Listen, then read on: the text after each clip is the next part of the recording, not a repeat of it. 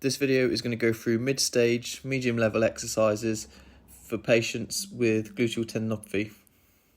The first exercise will be a single leg bridge with a resistance band, initiating enough movement in the band to create some tension. So depending on the level of the patient, the band can be stronger, the reps and sets can also be increased. It's also useful to compare limbs and switch over to the other side to see if there's any strength discrepancy or the ability to push a little bit higher in the exercise.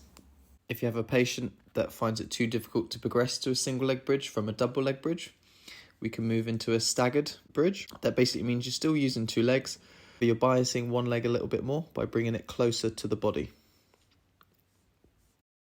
The next exercise is a side-laying long lever hip abduction. This can be made easier by placing a pillow under the leg. It stops the hip from being on stretch, which can be irritable in some cases.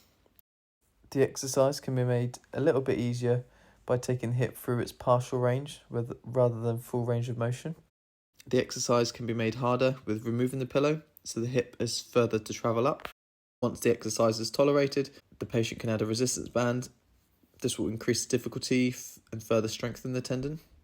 Having the band around the top of the thighs is a good starting point, with the view, if able, to progress the band lower, just above the ankles, as this puts the tendon under a lot more tension and requires the tendon to work a lot harder.